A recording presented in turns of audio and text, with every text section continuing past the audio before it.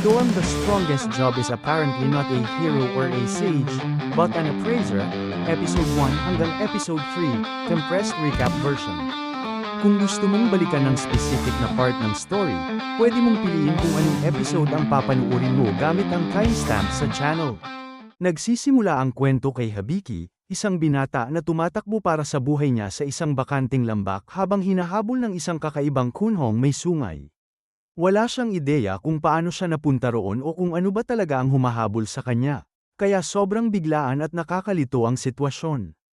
Habang tumatakbo, napaisip siya kung anong klaseng nilalang yun, bigla siyang makarinig ng mahinang boses ng babae na nagsabing ang hinahabol sa kanya ay isang level 1 horned rabbit. Biglang tumalon ang halimaw papunta sa kanya, pero nakaiwas si Habiki sa huling segundo at napunta siya sa ibabaw nito, hanggang sa tuluyan niya itong maduraj at mapatay. Samantala, sa kailaliman ng gubat, may isang elf na babae na naglalakad sa gitna ng mga puno. Isang misteryosong boses ng lalaki ang gumagabay sa kanya, sinasabing magpatuloy siya sa silangan dahil may mahalagang bagay na naghihintay sa kanya roon.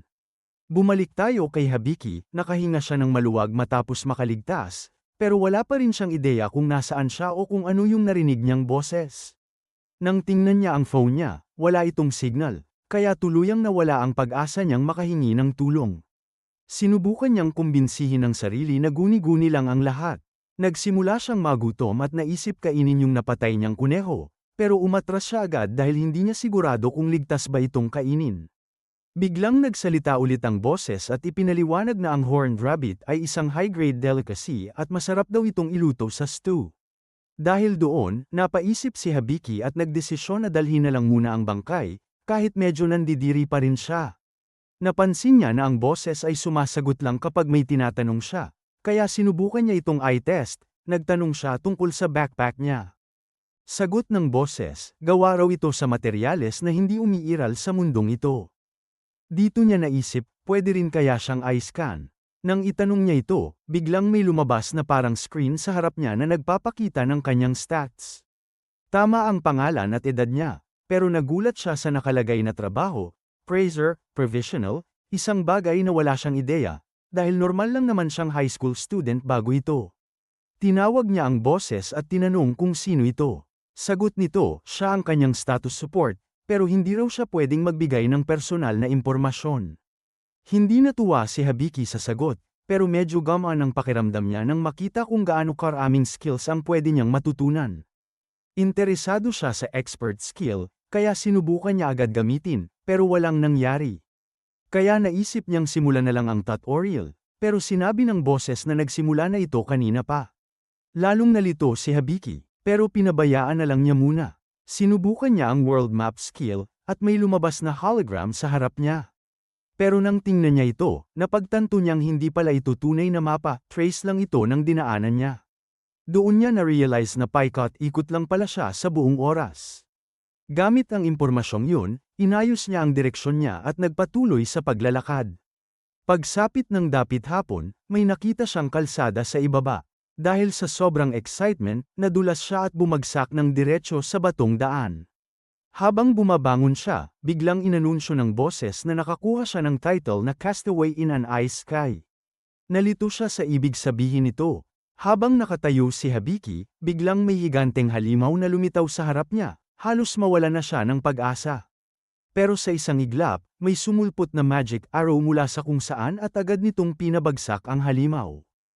Napalingon siya sa gulat at nakita ang isang elf na babae na nakatayo sa ibabaw ng bato, siya ang nagligtas sa kanya. Bago pa sila makapag-usap ng maayos, inactivate ng misteryosong boses ang kanyang speech ability, kaya bigla niyang naintindihan at nasa salita ang wika ng mundong ito. Pagkatapos magpasalamat si Habiki, nagpakilala ang babae bilang Amelia. Napansin agad ni Habiki ang tenga nito at sinabi niyang gusto niya ang cosplay niya, pero halatang wala itong idea kung ano ang ibig niyang sabihin. Tinanong siya ni Amelia kung anong ginagawa niya sa Maze Eater Grassland, at ipinaliwanag lang ni Habiki na bigla na lang siyang napunta roon, na ikinagulat ng elf. Biglang inappraise ng boses si Amelia, at doon nalaman ni Habiki na totoong elf nga siya. Mas lalo pa siyang nagulat nang makita sa stats na 56 years old na pala ito. Ipinaliwanag ni Amelia na ang Maze Eater Grassland ay isa talagang halimaw na nagpapanggap na simpleng damuhan. Hindi ito direktang umaatake, hinihintay lang nitong mapagod at maliga ang biktima bago ito kainin. Doon napagtanto ni Habiki kung gaano siya kalapit sa kamatayan. Bigla siyang niyakap ni Amelia at pinuri, iniisip na mga 10 years old lang siya. Pero nang sabihin ni Habiki na 16 na siya, agad siyang binitawan nito at nagulat na ganoon kaliit ang katawan niya para sa edad niya. Pagsapit ng gabi, nag-set up sila ng camp. Doon nalaman ni Habiki na sa mundong ito, adult ka na agad pag 15 ka na. Habang kumakain sila ng nilutong horned rabbit, tinanong ni Habiki kung nasaan sila. Sa sobrang gulat ni Amelia, napaspit take siya at natalsikan pa si Habiki ng tsaa. Agad siyang nag-sorry habang pinupunasan nito at sinabi na nasa Kingdom of Habraya sila. Sinabi ni Habiki na hindi niya alam yon dahil galing siya sa Japan, pero hindi ito kilala ni Amelia, kaya doon niya tuluyang na-confirm na nasa ibang mundo na talaga siya. Napansin ni Amelia na baka nalulungkot si Habiki dahil malayo siya sa bahay. Kaya inalok niya itong dalhin sa lungsod kinabukasan. Nagpasalamat si Habiki at gamaan ang loob niya. Habang natutulog si Habiki, pinagmamasdan siya ni Amelia at napagtanto na siya marahil ang precious thing na sinasabi ng spirit sa kanya.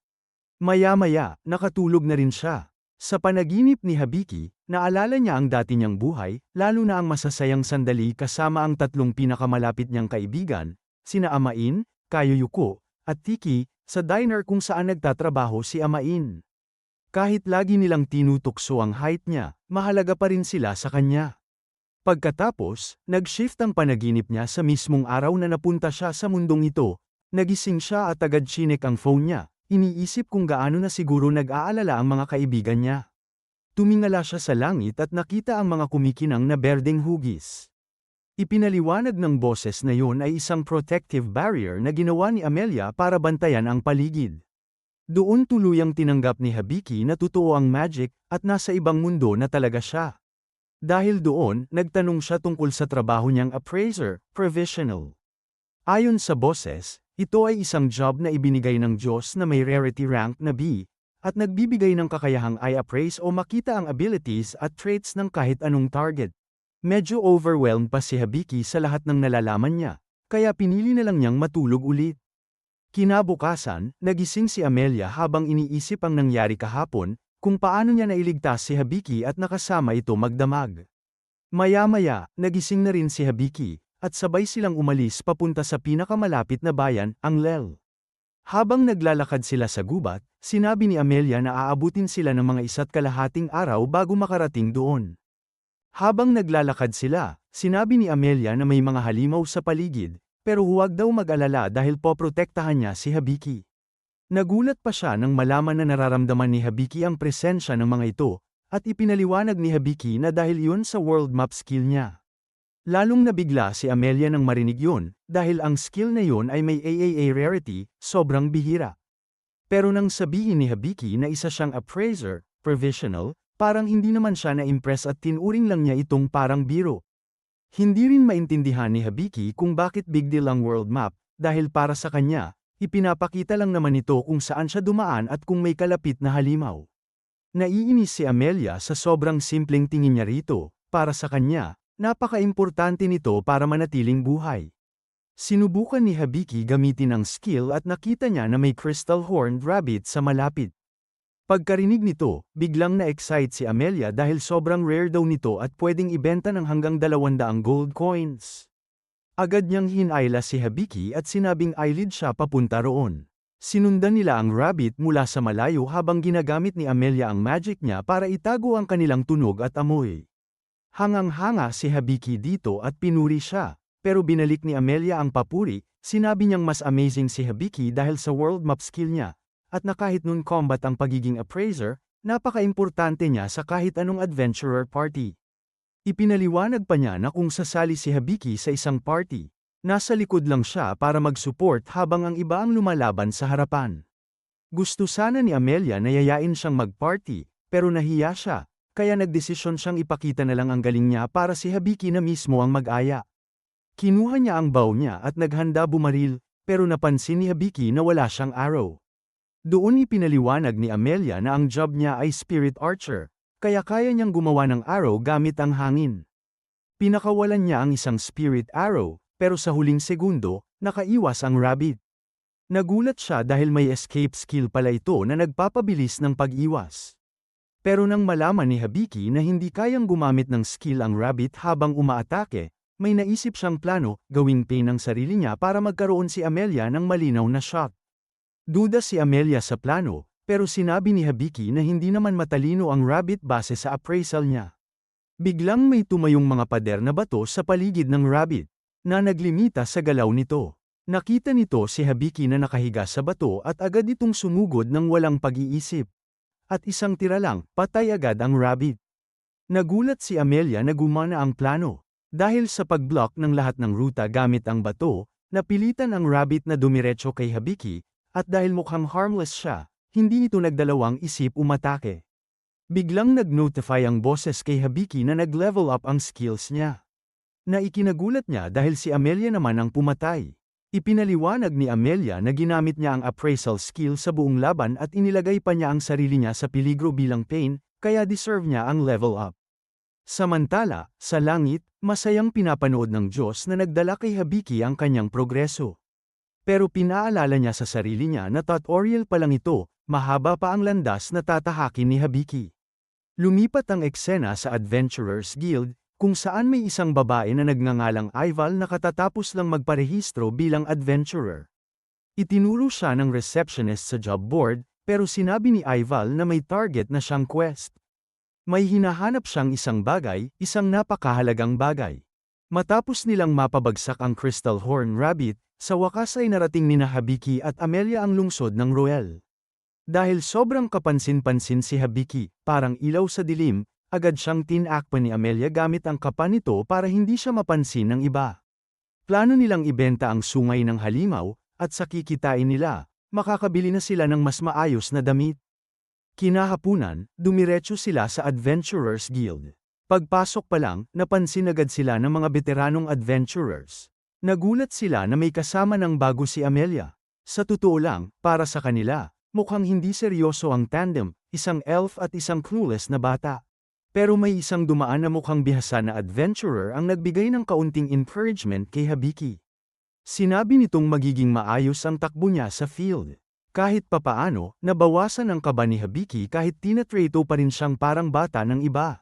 Doon nila nakilala si Jul, ang receptionist at vice guild master. Agad napako ang tingin ni Hibiki sa fluffy na tenga nito, cat ears. Hindi siya makapaniwala na may totoong catgirl sa mundong to. Dahil espesyal ang dala nila, inayos ni Jul ang private meeting kasama ang guild master. Pagpasok ni Hibiki sa opisina, napahinto siya. Isang napakalaking lalaki ang nasa harap niya, sobrang solid ng katawan. At si Hibiki. Instant fanboy. Nagpakilala ang guild master bilang si Bals Delyard, ang haligi ng Adventurers Guild. Para kay Hibiki, parang nakaharap siya sa isang bayani. Dahil alam niyang ang payat niyang katawan, malabong umabot sa ganung level. Nauwi ang usapan sa sobrang random na fitness talk, kaya napilitan sina Jul at Amelia na pigilan sila at ibalik ang focus sa totoong dahilan ng meeting. Doon na nagsimula ang negosasyon. Ipinakita ni Amelia ang crystal, mas malaki kaysa sa nakuha niya dati. Agad namang na-impress si Bals at nag-offer ng 400 gold coins. Para kay Hibiki, parang sobrang laki na nito, pero hindi pa tapos si Amelia. Hindi siya papayag sa mababang presyo. Ayon sa kanya, yung crystal na nakuha niya noon ay nabenta ng 230 gold coins, at mas maliit pa yun. Kaya ngayon, humihingi siya ng 800 gold coins. Halos mapang-angga ang guild master, sobrang taas ng hinihingi niya. Sinubukan niyang magbaba ng presyo, paikot-ikot sa negotiation, hanggang sa umabot sila sa 700 gold coins. At yun mismo ang target ni Amelia mula sa simula. Napilitan si Bals na pumayag, kahit ibig sabihin, siya mismo ang sasalo ng sobrang halaga mula sa sariling bulsa. Habang masaya si Amelia sa panalo niya, umaasa rin siyang mapapahanga niya si Hibiki at kusang sasama ito sa party niya. Pero sa sobrang excitement, may nangyaring nakakahiya sa kanya. Kaya agad pinatalsik ni Jul sina Hibiki at Bals palabas ng kwarto bago pa nila mapansin. Habang naghihintay sa labas, may bagong notification si Habiki na abot na niya ang level requirement para sa skill na tutorial. Ang skill na ito ay parang safety net para sa mga taong mataas ang tsansang mamatay agad. Sa madaling salita, parang may plot armor siya, tinutulungan siya ng Diyos ng mundong ito para matuto at mabuhay. Pero habang pinapaliwanag ng system, may narinig siyang isa pang boses. Hindi yun galing sa system. Boses iyon ng Diyos mismo. At gusto nitong purihin siya ni Habiki para maswertihin pa siya sa future. Sandaling natarante si Habiki, pero pinakalma siya ng Diyos. Sinabi nitong matagal na niya itong binabantayan, at siya ang dahilan kung bakit hindi pa ito namamatay sa kalokohan niya. Pagkatapos magpaalam ng Diyos, sinabi ng system na dahil nag-level up ang tutorial skill, mawawala na ang guide skill niya. At sakto, lumabas na si Amelia. Pero bago pa sila makapag-usap ng maayos, nakatanggap siya ng isang urgent na sulat mula sa kanyang bayan. Kailangan siyang bumalik agad, wala siyang choice kundi sundin yun. At dahil hindi niya pwedeng isama si Habiki, sa ngayon, kailangan muna nilang maghiwalay ng landas. Doon na-realize ni Habiki, yung guide na tinutukoy ng system, walang iba kundi si Amelia mismo. Kaya ang biglaang paghihiwalay nila, hindi rin madaling tanggapin ni Amelia.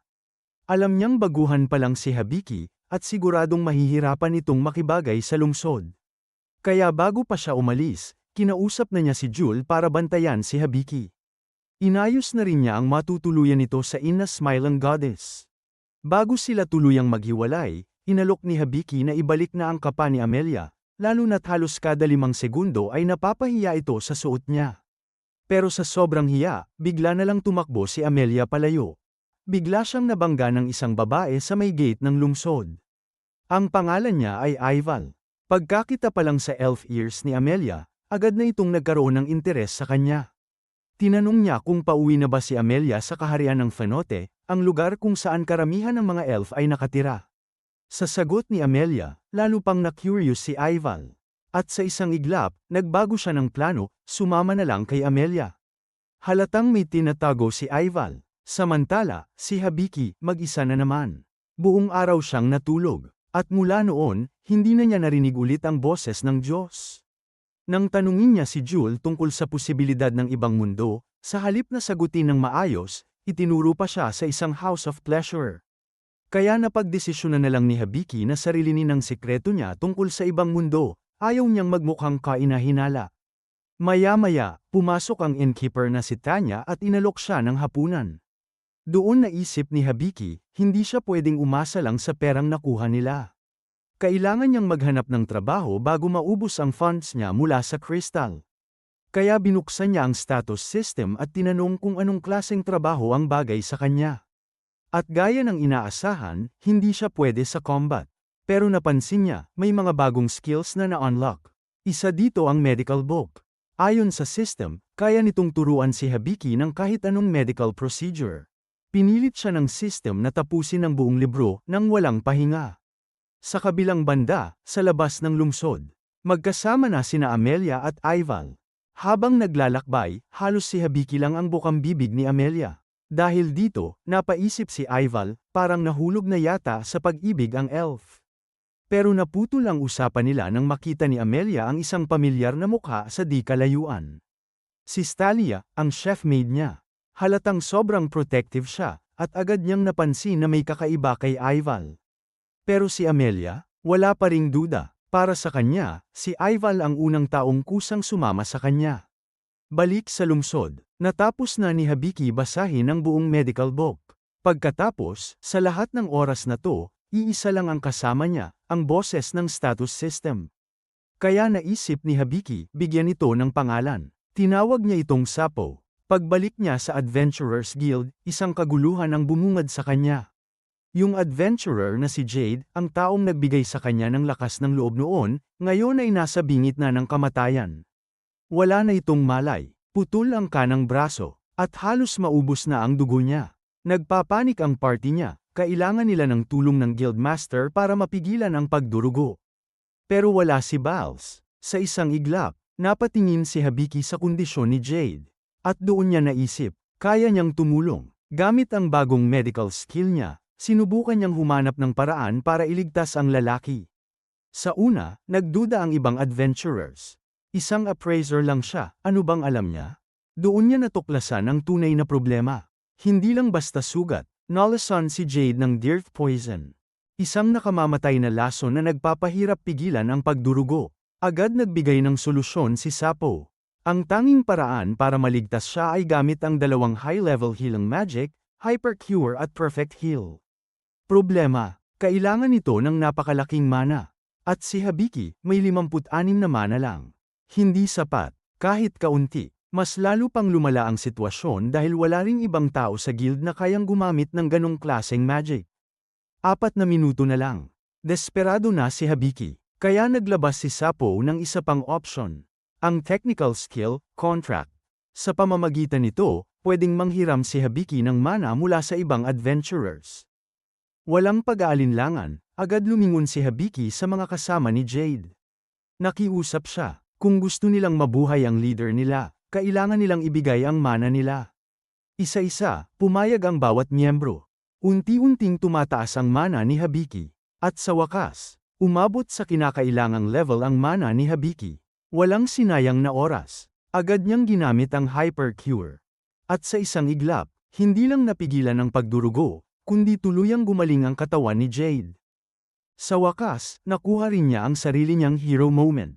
Pero hindi ito nagtagal. Dahil sa sobrang pagod, agad na nawala ng malay si Habiki. Pero bigla siyang gin-icing ni Sapo, sunod-sunod na notifications ng level up ang bumungad sa kanya. Maya-maya, pumasok si Jul para tingnan kung ayos na siya. Kahit na nailigtas niya ang buhay nito, hindi pa rin maiwasan ni Habiki na maliitin ang sarili niya. Para sa kanya, hindi yun tunay na tagumpay. Kasi umasa lang siya sa mana ng iba. Pero ang taos-pusong pasasalamat ni Jul, unti-unting nagpaga ng loob niya. Pero may isa pang mahalagang usapan. Mahigpit na pinayuhan ni Jul si Habiki, huwag na huwag niyang ipapakita sa iba ang tunay niyang kakayahan. Ang ganitong klaseng healing magic, hindi lang humahanga ang maakit, kundi pati mga taong gustong samantalahin siya. Mga linta na gagamitin lang siya. Kaya imbes na ilantad ang sarili, mas mabuting sumali siya sa isang adventuring party para may proteksyon siya. Pero para kay Habiki, ayaw niyang maging pabigat sa iba. Kaya nag-alok si Jul ng isa pang opsyon. Kung ayaw niyang umasa sa party, pwede siyang kumuha ng sariling bodyguard. At ayon kay Jul, may isang tao sa Slave District na posibleng perpekto para sa kanya. Nagpasya si Habiki na oras na para kumuha ng maayos na bodyguard, kaya nag-set siya ng meeting sa isang lalaking nagngangalang Debbie para ayusin yun. Pero ang problema, kakaiba agad ang bungad ng lalaking to, bigla na lang siyang lumapit at sinisinghot si Habiki nang walang kahit anong paunang salita. Ang weird ng intro, pero tuloy lang. Pagkatapos ng kakaibang pagpapakilala, inilabas ni Debbie ang 5 niyang pinakamalalakas na tauhan at pinapili si Habiki kung sino ang gusto niya. Tiningnan silang lahat ng binata, tapos dirtsyong tinanggihan silang lahat. Medyo nakonsensya pa siya dahil halimaw naman talaga ang katawan ng mga to, pero kulang sila sa MP, mana, at yun ang pinakaimportante sa kanya. Kailangan niya ng taong may malaking mana reserve dahil kapag nagkaproblema, doon siya kukuha ng lakas para sa kanyang mga medical skills. Humingi siya ng paumanhin dahil masyado siyang mapili, pero binaliwala lang yun ni Debbie. Sabi niya, naamoy niya ang amoy ng malaking pera kay Habiki, kaya willing siyang gawin ang lahat para matulungan ito. Doon na-realize ni Habiki, kaya pala siya sinisinghot kanina. At nang tingnan niya ang status ni Debbie, may skill itong nose for money, na literal na nagpapahintulot sa kanya na makaramdam ng kayamanan. Paano eksaktong gumagana? Hindi rin alam ni Habiki, pero ayun na nga. Habang naghahanap pa sila, napatingin si Habiki sa isang madilim na pasilyo sa dulo ng lugar.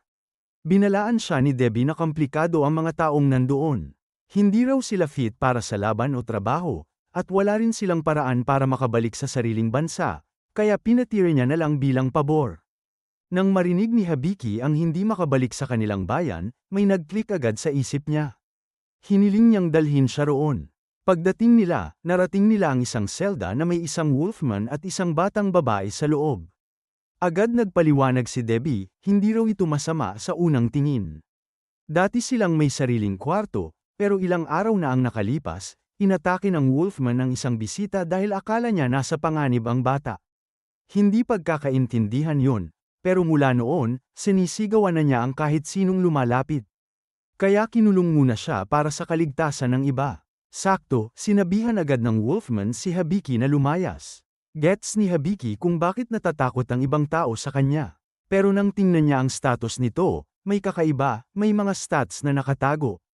Ginamit niya ang skill na Expert Eye para makita ang totoo, at doon niya nadiskubre ang isang sumpa, immovable chain. Isa itong invisible na tanikala na unti-unting nagpapahina sa target. Dahil doon, mukhang mahina ang Wolfman, pero ang totoo, dating level 95 hero siya. Hindi inaasahan ni Hibiki na makakahanap siya ng ganitong klaseng tao sa isang nakatagong lugar. Sunod niyang inappraise ang batang babae. Pangalan, Lillian. Class, Sage. Pero may malaking problema, status ailment, magic out of control. Sobrang dami niyang mana, pero wala siyang control dito, ibig sabihin, pwede siyang sumabog anumang oras. Parehong sapat ang MP ni na Claude, ang Wolfman, at Lillian para sa kailangan ni Hibiki, pero nag-aalangan siya. Isang cursed hero at isang unstable na sage bilang bodyguards. Delikado, nag-suggest si Supo na gamitin niya ang skill na relief, na kayang magtanggal ng status ailments depende sa level. Nagdesisyon si Hibiki, susubukan niya. Sinabi niya kay Debbie na gusto niyang kunin sina Claude at Lillian, at dinala niya ang dalawa sa isang kagubatan sa labas ng lungsod. Grabe ang kalagayan ni Claude, wala siyang dalawang braso at isang paa, pero todo bantay pa rin siya kay Lillian. Iniisip na may masamang balak si Hibiki. Inamin ni Hibiki na marami siyang plano, pero walang dapat ipag-alala. Unang hakbang, pagalingin si Claude. Pero kailangan niya ng MP, kaya humingi siya ng tulong kay Lillian. Sinubukan siyang pigilan ni Claude, pero nagdesisyon na ang bata, kung makakatulong ito kay Claude, gagawin niya. Pumayag siya, nabuo ang MP sharing contract, at nang magkaroon na ng sapat na mana, ginamit ni Hibiki ang perfect heal. Sa isang iglap, bumalik lahat ng nawawalang bahagi ng katawan ni Claude. Napatitig si Claude sa sarili niyang mga kamay, hindi makapaniwala, punong-puno ng pasasalamat. Pero napansin niyang hindi pa siya ganap na bumalik sa dati niyang lakas. Alam na yon ni Hibiki, dahil sa sumpa.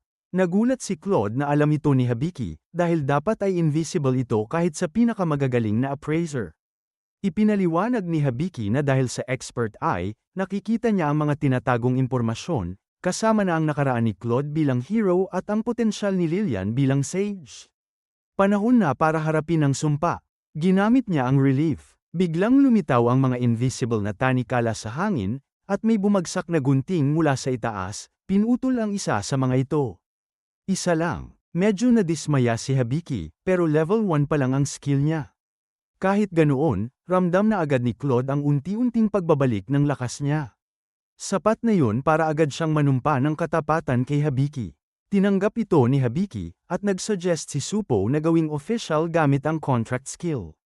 Tama nga naman, kapag may kontrata, hindi basta-basta mababawi ang pangako.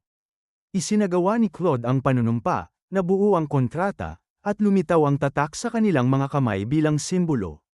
Pagkatapos nito, ipinaliwanag ni Hibiki kung paano gumagana ang kanyang abilities. May access siya sa malalakas na medical spells, pero kung kulang ang MP, hindi niya ito magagamit. Kaya tinanong niya sila, handa ba silang pumasok sa permanenteng MP sharing contract? Parehong pumayag sina Claude at Lillian nang walang kahit konting pag-aalinlangan. Pagkatapos ma-finalize ang kontrata, nag-notify si Supo na nag-level up ang technical skill grimoire ni Hibiki.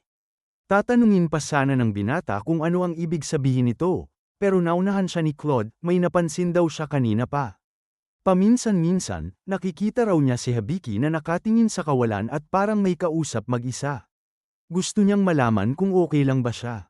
Ipinaliwanag ni Hibiki na may boses lang sa loob ng ulo niya na nagbibigay ng impormasyon paminsan-minsan. Akala niya magiging weird yun para kay Claude, pero kabaligtaran ang nangyari, nakilala agad ito ng Wolfman. Iyon daw ay ang tutorial skill. At kung meron si Hibiki nito, ibig sabihin isa siyang transmigrator, isang taong nanggaling sa ibang mundo. Napatulala si Hibiki, hindi niya inakalang alam ni Claude ang tungkol doon. Ayon sa Wolfman, narinig na niya ang terminong yun dati kahit hindi niya kabisado ang detalye. Samantala, si Lillian naman ay walang ideya kung ano yun, kaya humingi siya ng paliwanag. Pinadali lang ni Claude ang explanation. Galing si Hibiki sa napakalayong lugar. Tinanong ni Hibiki kung may problema ba sila roon. Sagot ni Claude, wala kahit kaunti. Sa katunayan, kahit sinong adventurer daw ay matutuwa makasama ang isang may tutorial skill, dahil ito ay direktang ipinagkakaloob ng isang Diyos. Doon lalo na shock si Hibiki. Kaya diretsahan niyang tinanong ang mismong Diyos sa isip niya kung ganoon nga ba kalakas ang skill na yon. Sagot ng Diyos, hindi naman ganoon kalaki ang deal, pero inamin din niya na halos 1/4 ng kapangyarihan niya ang nauubos para suportahan ang skill na yon. So, oo, medyo up nga. Dagdag pa ni Claude, base sa klase ng mga abilities ni Hibiki, malaki ang posibilidad na ang Diyos na konektado sa kanya ay ang punong Diyos, ang pinakauna sa 11 Diyos sa mundong ito, at ang nag-iisang kayang magbigay ng skills tulad ng tutorial at expert eye. Parang naghang ang utak ni Hibiki sa realization na ang kausap niya sa isip ay top 1 sa buong divine hierarchy. Para kay Claude, simple lang ang ibig sabihin nito, pinapaboran siya ng punong Diyos. Napaisip si Hibiki, kung siya ay pinapaboran, hindi rin naman pahuhuli sina Claude at Lillian, dahil ang pagkakaroon ng hero at sage classes ay hindi rin basta-basta. Pero aminado siya, parang samobra ang mga Diyos kay Lillian. Ang bigyan ng isang bata ng ganong kalaking kapangyarihan na hindi niya kayang kontrolin, sobrang bigat na responsibilidad. Narinig yun ni Lillian at nagtaka siya, anong kapangyarihan? Wala naman daw nagsabi sa kanya. Ipinaliwanag ni Hibiki na may dala siyang sobrang daming mana, higit pa sa kaya ng katawan niya. At iyon ang dahilan kung bakit hindi niya makontrol ang sarili niya, at kung bakit siya itinaboy ng sarili niyang pamilya. Dagdag ni Claude, ang ganitong klaseng magic ay kadalasang sakop ng magic god, kaya hindi niya maintindihan kung bakit ang punong Diyos ang nagbigay nito kay Lillian. Nakikinig pala ang punong Diyos sa usapan. At kalma daw niyang inamin na medyo napasobra nga siya doon. At nang malaman yon ng magic god, hindi siya natuwa. Pagkatapos nilang ayusin ang usapan, nagpakilala ang magic god kay Hibiki at humingi ng paumanhin. Ipinaliwanag niya na kapag na-assign na ang isang skill, hindi na ito pwedeng bawiin, kaya stuck na si Lillian sa skill na tinatawag na Radiant Sanctuary. Pero may magandang balita, dahil may hawak si Hibiki na isa sa kanyang grimoire skills, at nakalink na siya kay Lillian sa kontrata. Kaya niyang i-regulate ang daloy ng mana nito sa pamamagitan ng manual control. Sinubukan agad iyon ni Hibiki. Bigla, may lumitaw na isang maliit at cute na pusa, si Ven. Ipinapaliwanag pa lang sana niya na ipinadala siya ng magic god para turuan si Hibiki tungkol sa magic, pero hindi pa siya tapos magsalita, binuhat na siya agad ni Lillian at isinubsob ang mukha sa balahibo niya. Sobrang cute kasi.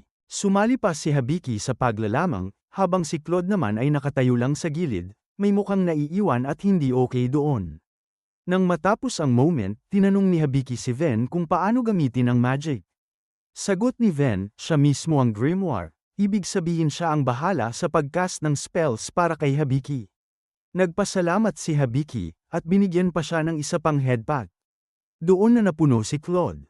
Simula nang magkakilala sila, hindi man lang daw siya nakatikim ng kahit isang tapik sa ulo, tapos itong pas ang kaka-rating lang ng 10 segundo. Mas marami pang affection ang nakuha. Hindi katanggap-tanggap, saglit siyang nag-react, pero agad din siyang kumalma at humingi ng paumanhin. Nagpanggap na lang si Hibiki na walang nangyari at bumalik sa pagtatanong kay Ven tungkol sa magic, habang si Ven naman ay halos hindi na makapag-function sa sobrang shock sa biglaang outburst ni Claude. At doon nagtatapos ang recap ng episode 1 hanggang episode 3. Kung nag-enjoy ka at gusto mo pang makita ang mga susunod na mangyayari kay Hibiki, siguraduhin mong i-like ang video, mag-subscribe sa channel, at i-hit ang notification bell para hindi ka mahuli sa mga next recaps. Comment mo rin kung anong anime ang gusto mong i-recap next, baka ikaw na ang masunod. Hanggang sa susunod na video.